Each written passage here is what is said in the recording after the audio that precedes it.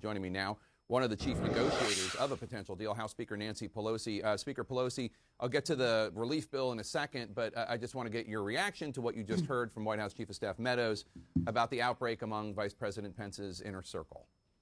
Well, I join you in wishing them well and safety, and pay attention to the reality of how this spreads. I'm very sorry that it has reached so close to the Vice President, and I hope that he and Karen, his wife, will keep their distance from those who are infected. It's really sad. Now, look, they have all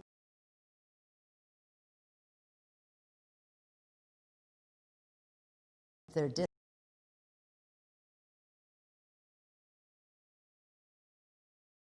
of the protections in the world, all of those who are infected. It's really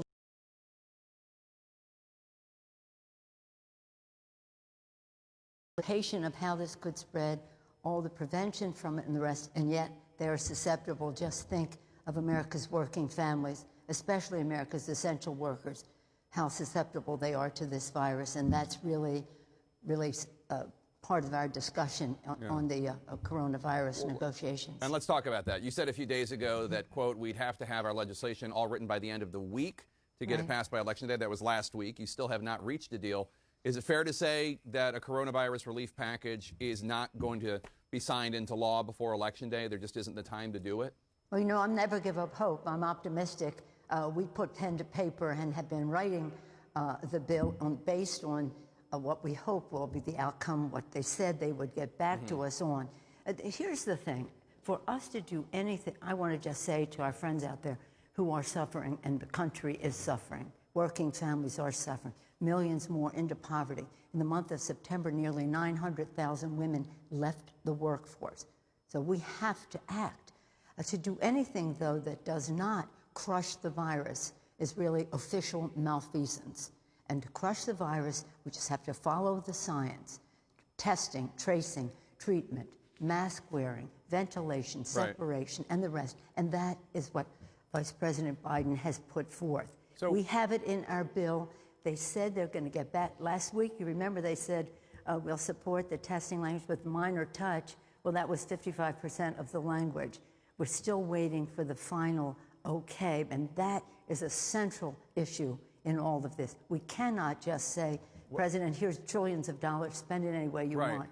We have a plan, a strategic plan. Speaker Pelosi, when's the drop-dead deadline when a deal cannot happen before Election Day? Because as you note, millions of Americans are suffering. There are 8 million more in poverty. All those women that dropped out of the workforce, presumably, I would think a lot of them probably dropped out because their kids are doing remote education and they have to be home with their children. Thus, they're giving up paychecks. They need help. When's the drop-dead deadline for them to get this help? Well, I do think, you know, as I say, we're ready. We can change some words in the bill should they come back with some modifications. But you mentioned schools. Children should be safe in schools.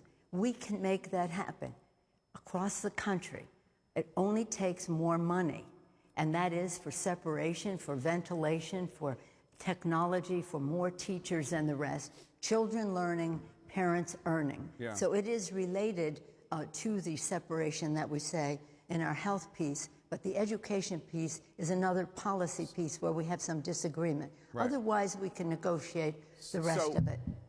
So we know that the White House has moved closer to your position on lots of issues. Coronavirus testing, contact tracing strategy, unemployment benefits, local government. Excuse me, they haven't yet. That's what we're waiting for.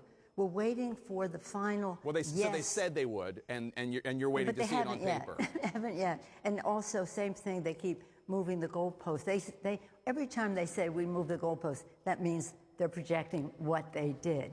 But let's just, let's be hopeful. We're 9 days before an election. We're trying to unify the country, and one way to do it is to come together to crush the virus so that we can open our economy, open our schools, feed our people.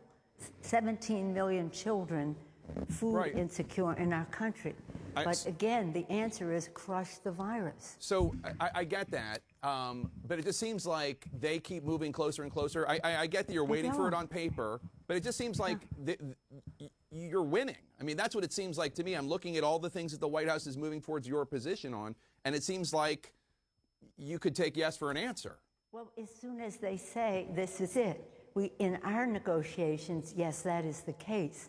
But then they take it back, and when they come back, it isn't what we anticipated. So I'm hoping tomorrow, Monday, the secretary, I sent over on Friday the list of the concerns that we still had about what is the answer, what is the answer, what is the answer, and my understanding is he will be reviewing that over the weekend, and we'll have some answers on Monday. So more than 23 million Americans are on unemployment benefits right now, as you know. One study shows the poverty rate is higher now than it's been in the whole pandemic.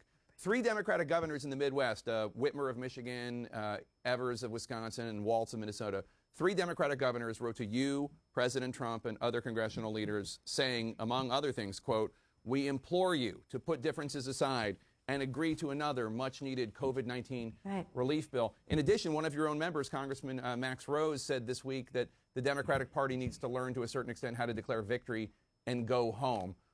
You're getting a lot of messages from Democrats saying this is good enough, we need to say yes. Welcome to my world. That is not a lot of messages, although I respect each and every one of them. The fact is, if we don't agree to the science to crush the virus, if they did what is in our bill, that science dictates that we do, then if we do that, we can lower the incidence of the virus in certain areas, open schools, open businesses, and the rest. If we don't, we're just giving money to the president to spend any way he wants, and that has not been in furtherance of crushing the virus. So again, in terms of, we all want an agreement. Nobody wants it more than the House Democrats. We represent these people. We have been fighting for food for the hungry, rent assistance for those who may be evicted. But most importantly, we really have to stop the spread of the virus. And it's, 9 months later? Yeah, no, and they still will have refused to honor science with the solutions.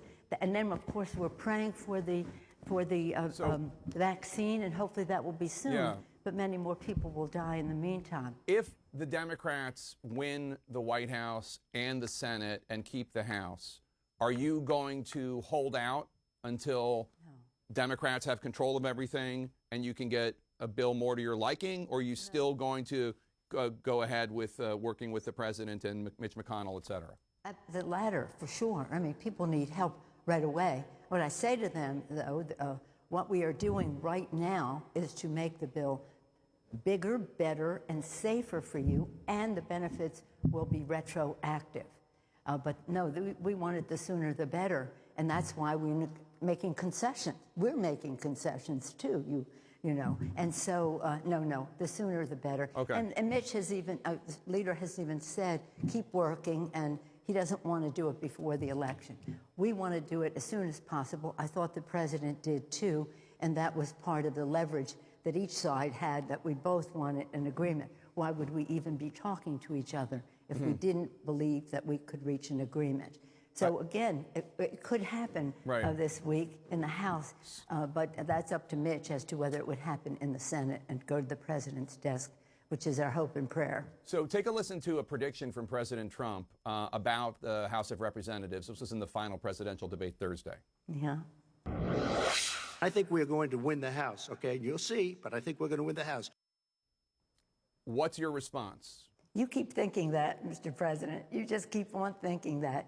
Just another example of the delusional statements he made there. He said that we're on the decline with the virus, that but cleanest air, cleanest water. If Democrats keep the House, are you going to run for another term as Speaker? Yes, I am. But let me also say we have to win the Senate. So all this discussion of the virus takes us to the importance of this election. Vote your health. You see this, we have a nominee for the Supreme Court who would not say, when Senator Feinstein asked her, do you believe that Medicare is constitutional? She said she couldn't say. Yeah, what do you think about climate change? Well, I'm not a scientist, and there's some disagreement there. So this is a very important election. And this nomination makes the election even more important for people's health, for clean air, the health of our planet, the health of our people, most importantly. And you see people voting their well-being. And again, we are in this bill, we're trying to get money to help protect the critical infrastructure of our elections, as you see threatened from abroad, as well as to honor people by not making them stand in line for hours to exercise their right to vote. Republicans say no to that. House Speaker Nancy Pelosi, thank you so much for coming today. We really appreciate it.